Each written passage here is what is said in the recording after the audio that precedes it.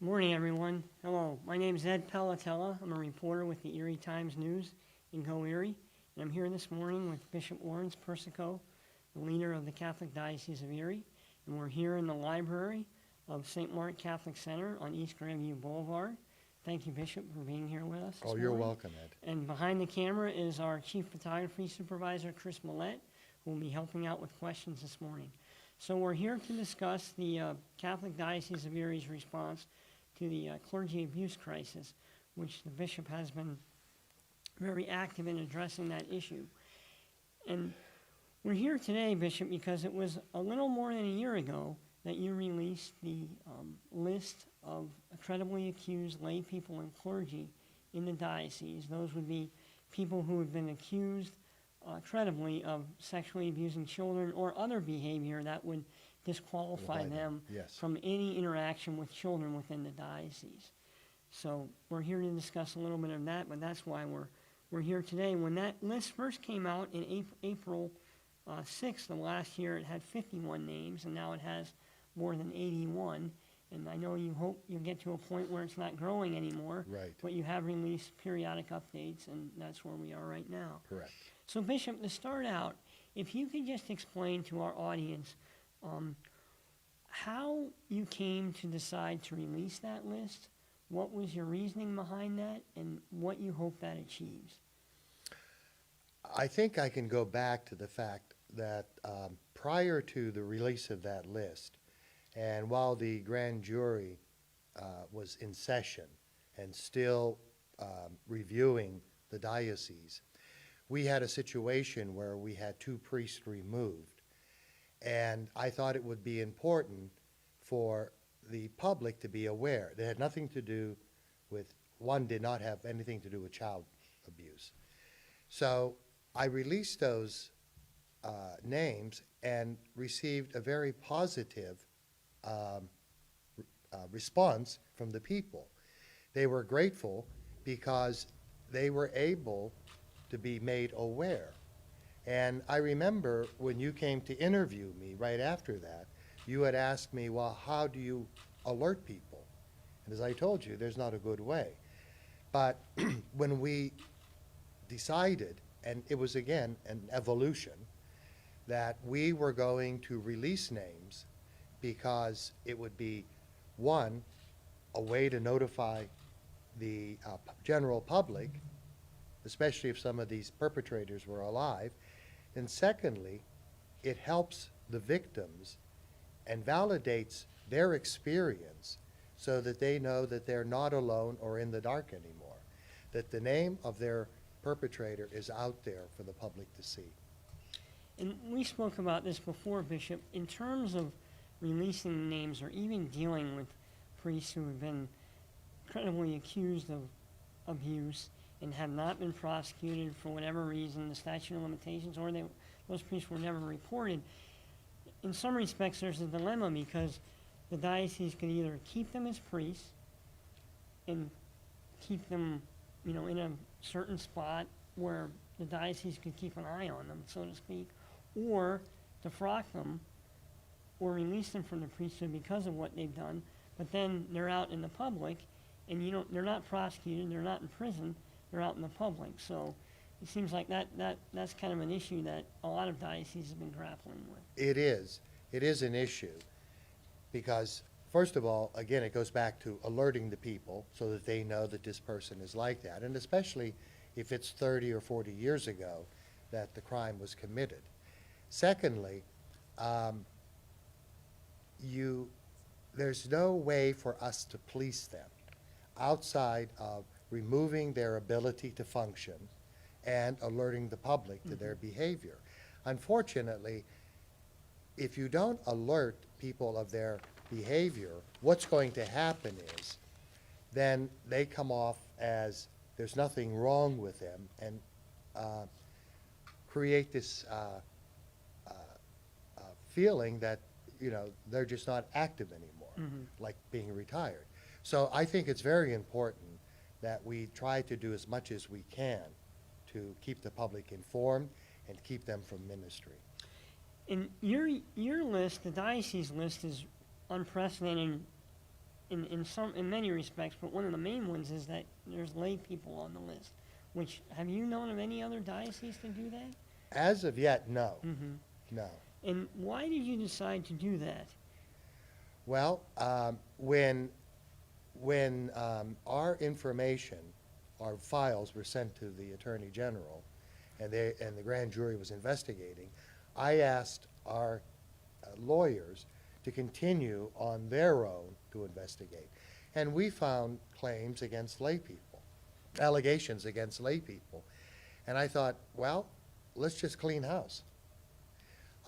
Put everything out there, whether they're clergy or lay, and let the people know. Because if we have a teacher who was credibly accused of abuse, sexual abuse, and then nothing is said, what if they go to another school?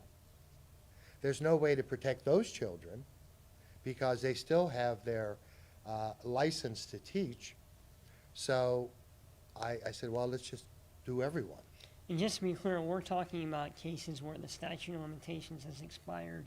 And Correct. I mean, in current cases, you have your protocol where Right. police are notified in that. Right. But we're And- talking about previous cases. In the old cases, yes. Currently, we have a protocol, and then, we follow that. And in terms of your investigation, how are you able to determine whether these claims are credible, whether it's against clergy or lay people? Is it looking through your files and seeing if there's an admission, or can you just explain the weighing that goes on in determining? Because that's a big, you're saying that this person is, these allegations Yes. are credible. That's a big deal. That is. And, that's not done in haste either, because often, this is why we have professional investigators doing it. They do the investigating, and they have a certain level of credibility that they follow. And that's all in our policy that's online. And they spend many hours talking to witnesses, listening to the story of the victim, and gathering as much evidence as possible before we take any action. Some of these cases have been studied for months. So it's just not like a victim comes forward and said, I've been abused by X, Y, and Z, and they say, okay, it's true. Everything is investigated because we need to be able to speak to the victim. Our investigators need to be able to speak to the victim so that they understand what happened and what kind of evidence they can give to prove it. And now, do you notify the accused or the victim or if anyone's dead, the survivors of the accused or the victim, before you release the names to notify that this is happening? Survivors of the accused. Right, or survivors of the victims, if the victims are. Well, sometimes we don't have that information, Okay. so it makes it very difficult.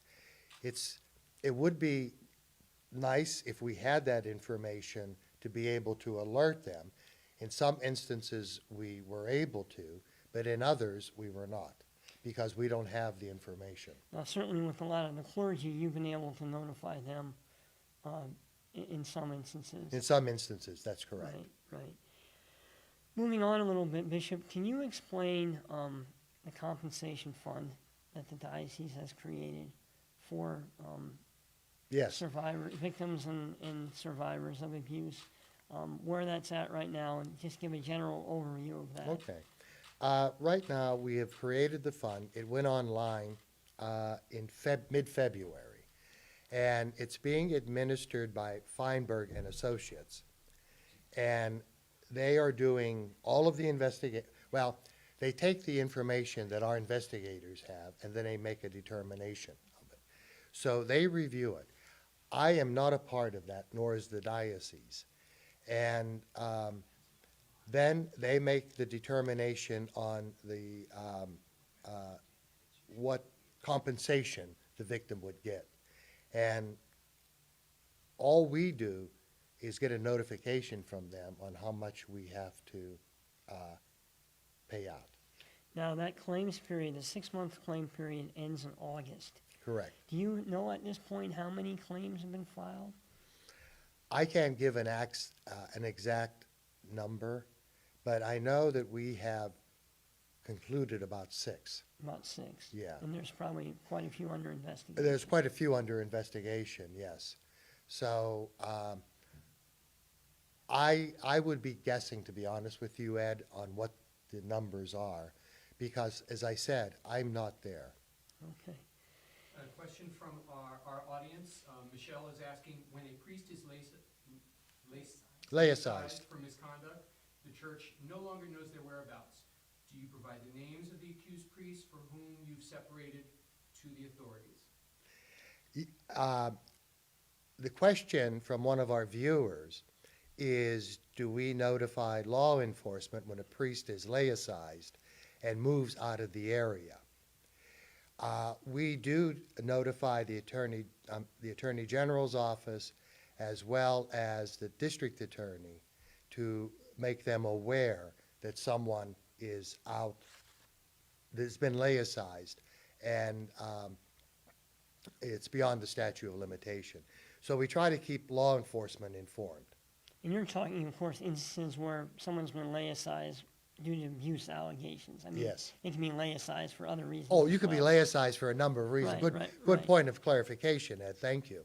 They could be laicized for a number of reasons that they feel that they're no longer called to priesthood.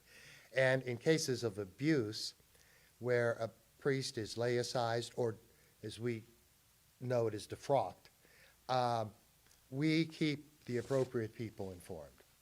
If I could just follow up on that, Bishop, I got a question, an email question from David Closey, who's with SNAP, and it's kind of related to this. He asked, now that you finally post the names of credibly accused abusive clerics, will you also reveal for each of the accused the date church officials first heard of the allegations and or reveal their last known whereabouts so parents can protect kids? Well, what we do right now, and this is kind of the ideal that we're aiming at, what we do right now is we put where they are. So in other words, if the person is in Erie or a place in Florida or Arizona, that's the last known address, then we post that. My goal with our list is eventually to put all of their assignments and where they were last listed. We're hopefully going to be able to do that. And I have heard from victims who called me and said that when they've called the diocese with questions, the lawyers or whomever have provided information Yes. as to where those people have been. And then it's important too, Bishop, to note in terms of access that as part of the compensation fund, you've said that victims would have access to their files. Can you explain how that works and Yes. and whether they can photocopy those files or how that Well, it's my works? my understanding is that they just receive them. They don't have to just, they're not forced to come in and just read them. They can get a copy because it's their files, and I don't have anything to hide.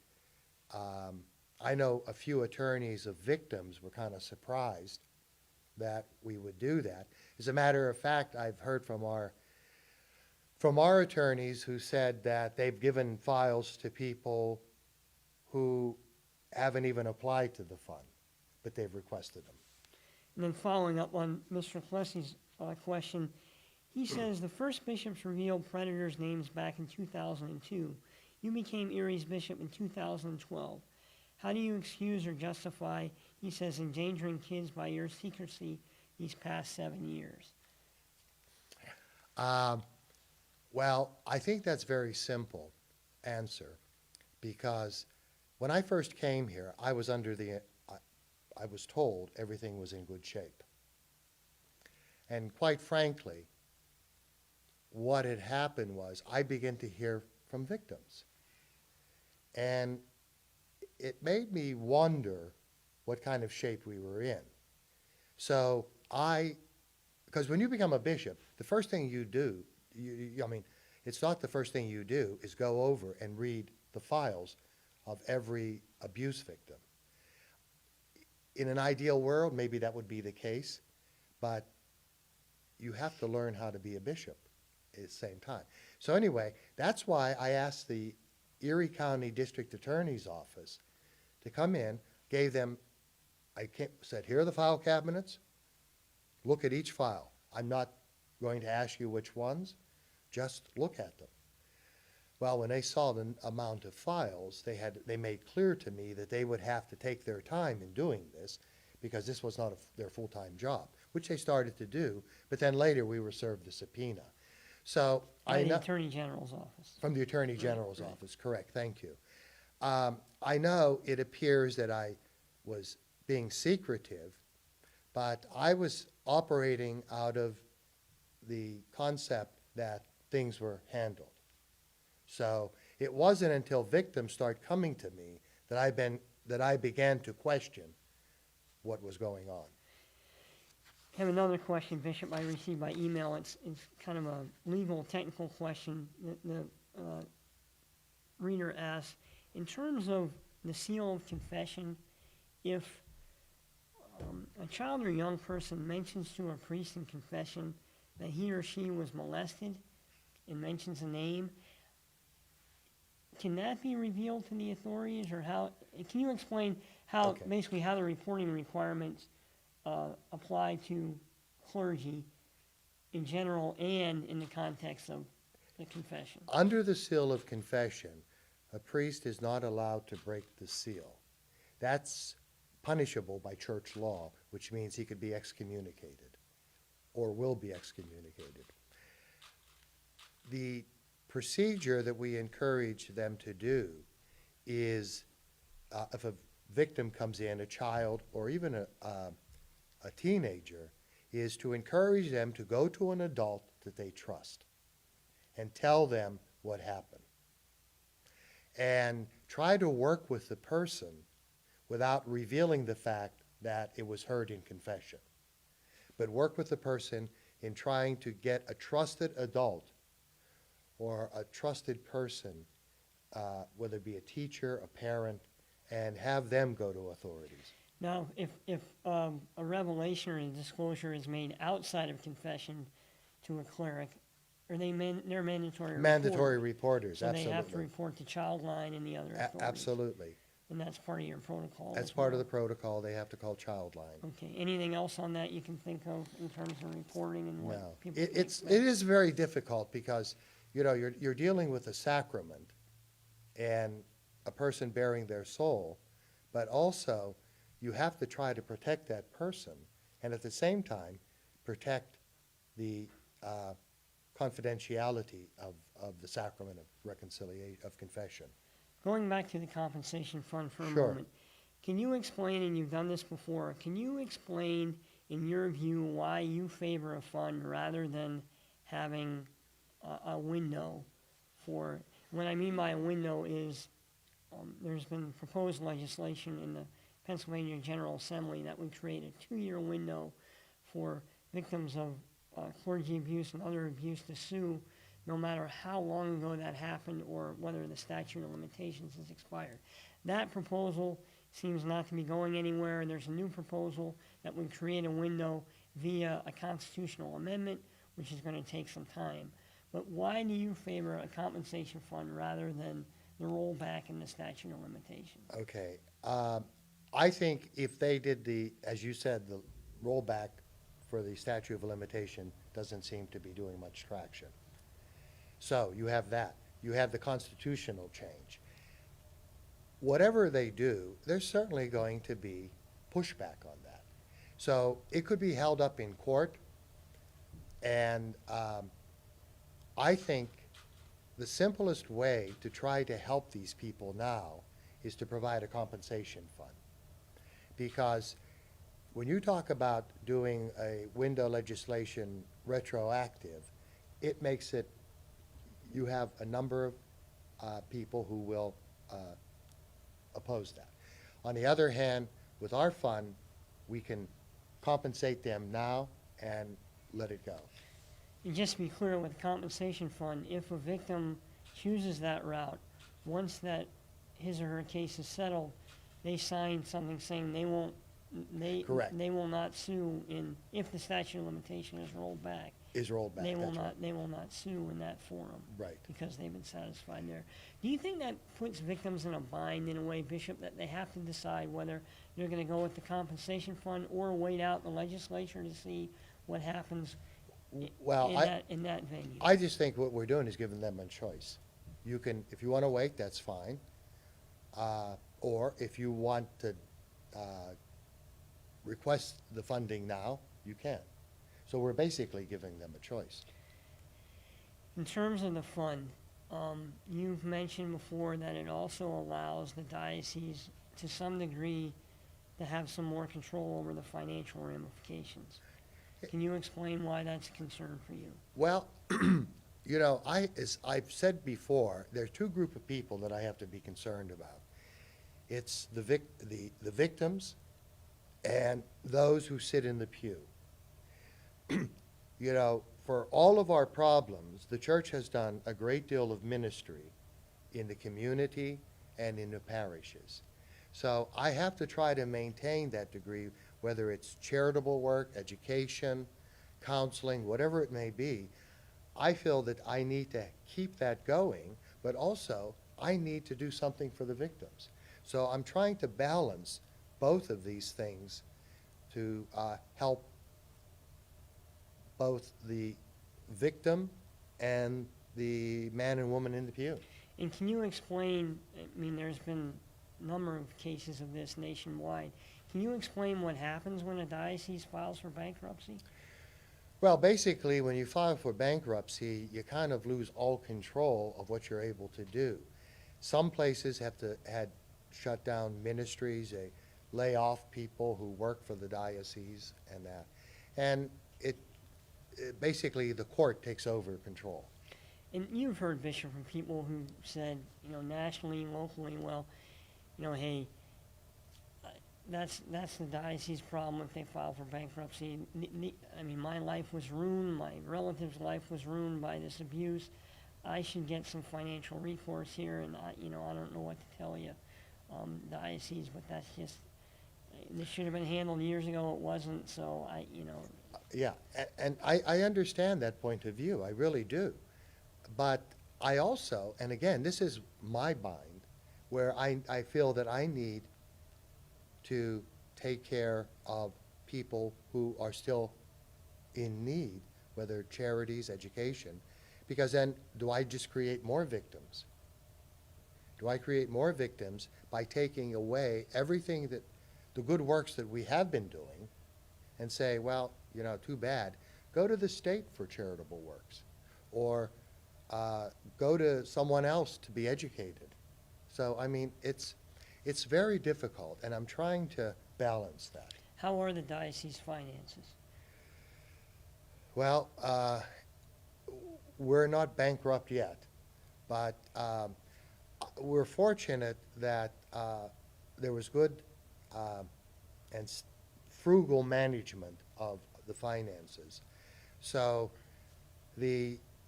all of this investigation, whether with the grand jury or what we're doing on our own, has cost us a great deal of money.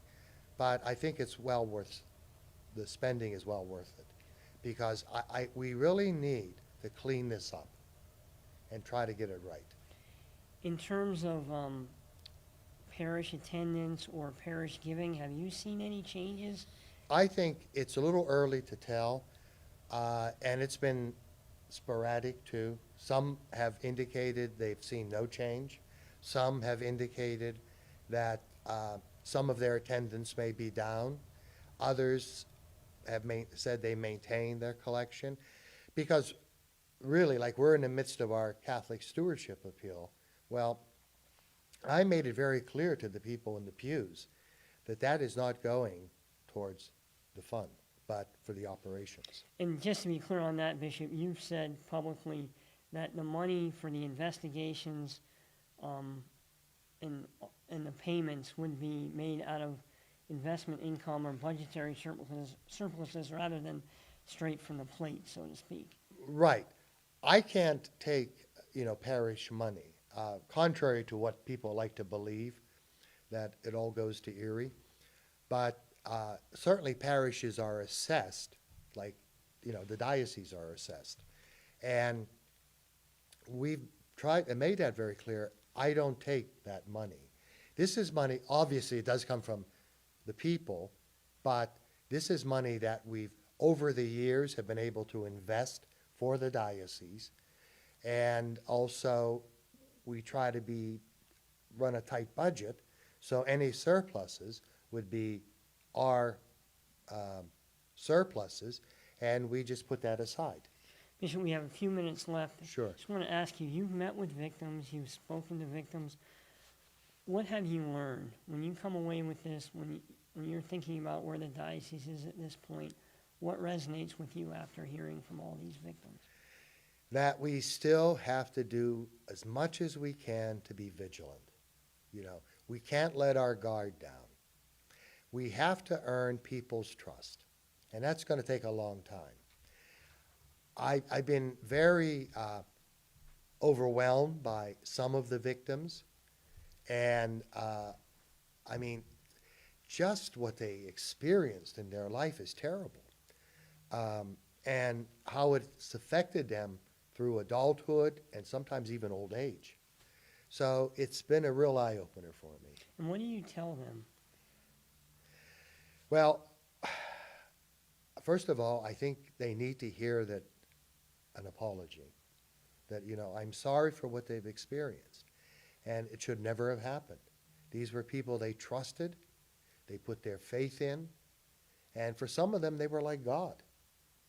And it's like God betrayed them too. It's just a terrible, terrible experience for them. Bishop, is there anything else you'd like to add or want people to know about what you've been dealing with, or have anything to say about where you're at right now with this? No, we are just keep moving forward and dealing with each piece of it as it comes forward. But we certainly haven't left our guard down, or in no way do I think that this is over. Well, thank you again, Bishop. We Oh, you're appreciate welcome, your Ed. time. Sure, thank you. Well, thank you everyone for being here on our Facebook Live. We appreciate your questions, and we'll be reporting on this in tomorrow's Erie Times News and Go Erie. Thank you once again for your attention and being with us here today.